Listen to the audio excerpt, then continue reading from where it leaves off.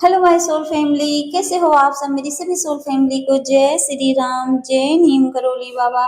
देखिए, आजकल पूरी दुनिया किसी न किसी चीज से कोई ना कोई ऐसी प्रॉब्लम होती है जिससे वो परेशान ही रहता है, दुखी है सब। मतलब किसी के पास कितने भी पैसे भरे पड़े हो, सब किसी न किसी चीज से दुखी ही रहते हैं। किसी को प्यार का अपने दुख है, किसी का प्यार नहीं मिल रहा है उससे दुखी है, किसी को पैसे नहीं मिल रहे हैं उससे दुखी है, और किसी को किसी की दुकान नहीं चल रही उससे दुखी है। मतलब छोटी छोटी चीज को लेकर सब दुखी रहते हैं सब। तो उस दुख का जो रीजन है, असली क्या है, लोग क्या करते हैं उस दुख को मिटाने के लिए। जैसे इंसान को अपनी फाइनेंशियल जो प्रॉब्लम है उसमें समाधान पाना है तो कहाँ जाएंगे? ज्योतिषी के पास, टैरोट रीडर के पास, और फिर जब ज्यादा मेंटली डिस्टर्ब होते हैं तो हीलर के पास जाते हैं। तो अच्छा ये बताइए, उनके पास जाने से हमारी समस्या का समाधान हो जाता है? आप जाते हैं, उनसे पूछते हैं अपने भविष्य के बारे में, वो बता देते हैं। ज्योतिषी के पास गए, उन्होंने बता दिया कि आपका जो शुक्र है या मंगल है इस भाव में है, अगले महीने में जब चेंज होगा तो आपकी लाइफ चेंज हो जाएगी। ठीक, उन्होंने बता दिया, आपने सुन लिया और बहुत खुश हुए कि इसका मतलब अगले महीने में मुझे सब कुछ मिल जाएगा, मेरी खुशियां आ जाएंगी। उसके बाद गए आप घर पे, और एक साल बीत गया, 6 महीने, एक साल ऐसे ही बीत गया, और आप हर दिन इंतजार करते करते पूरा टाइम निकल गया। पैसे अलग वेस्ट आपके हो रहे, फिर आप गए, फिर वही चीज उनसे पूछ के आ रहे हो, फिर पैसे वेस्ट कर रहे हो। टैरो रीडर के पास जाते हैं लोग, भविष्यवाणी पूछते हैं, कहेंगे मेरा फ्यूचर बताइए। वो फ्यूचर बताएंगे कि आपका लव पार्टनर। सबसे ज्यादा तो आजकल टैरो रीडर के पास लोग प्यार को लेके ज्यादा जाते हैं कि मेरा प्यार मिलेगा या नहीं मिलेगा, और कोई टेंशन ही नहीं, उन्हें प्यार को लेके ज्यादा भटके हुए हैं। तो वो लोग बता दिए और बस चले आए, फिर कुछ ना हुआ, फिर टेंशन। मतलब दुख का कारण क्या है? सोचिए, वो दुख का कारण अपने अंदर ही तो है, हम बाहर ढूंढते रहते हैं उसी एक चीज को।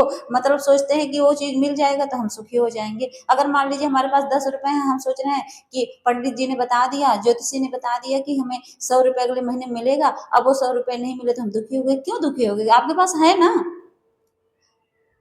हीलर के पास गए, मेंटली डिस्टर्ब में गए, परेशान होकर पैसे खर्च करके चले आए।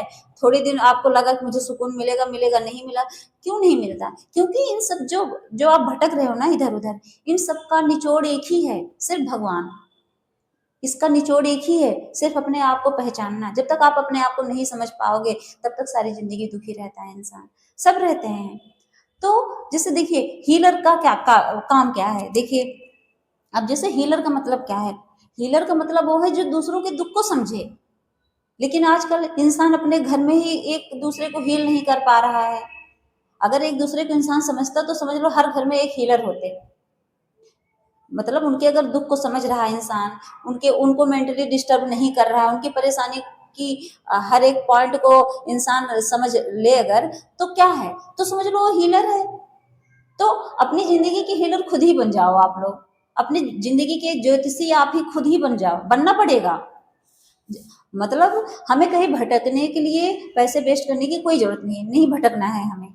क्योंकि हम उस चीज को जब फील करेंगे कि हमारी सोल क्या चाहती है, उससे महसूस करो ना। जैसे होता नहीं, हम एक दूसरे का दुख दर्द बांटते हैं, तो पूछो अपनी सोल से कि तुम किस चीज से खुश हो सकता है जिस रास्ते पे आप जा रहे हो उस रास्ते पे खुशी ना हो, अब वो सोल दुखी रहेगी। आपको लगता है ये मुझे क्यों दुख हो रहा है, लेकिन उसको पहचानो कि आखिर में ये दुख है किस कारण से, इसका असली जो रीजन है वो है क्या। तब आप वहां तक पहुंच पाओगे। तो ये चीजें हमेशा याद रखना कि आप अगर, देखिए, आप खुद भी एक हीलर बन के दूसरों को हील कर सकते हो। जब आप दूसरों की फीलिंग समझने लगते हो ना, तो आप एक हीलर हो। और ये सब चीजें आती कहाँ से, ये क्वालिटी आएगी कहाँ से? जैसे हर चीज के लिए पढ़ाई है, तो इसके लिए भी तो कोई पढ़ाई होगी ना, कोई कोर्स करना पड़ेगा। इसका एक ही कोर्स है, भक्ति मार्ग, आध्यात्मिक। जो इंसान आध्यात्मिक हो जाता है ना, जब तक स्पिरिचुअलिटी में नहीं जाएगा तब तक नहीं हो पाएगा। आपको भगवान के करीब जाना पड़ेगा। फिर देखिए, आप हीलर भी बन जाओगे, टैरोट रीडर भी बन जाओगे, ज्योतिषी भी बन जाओगे। क्योंकि वो आप अपने भविष्य को खुद ही समझने लगोगे। भविष्य जानना क्या है? कुछ नहीं जानना है, बस अपने आप को समझना ही हमारा भविष्य जानना है। हमारा फ्यूचर आगे कैसा होगा, अपने आप भगवान बताएंगे आपको। तो ये चीजें हैं, भटकने की जरूरत नहीं है आपको। जय श्री राम, जय नीम करोली बाबा।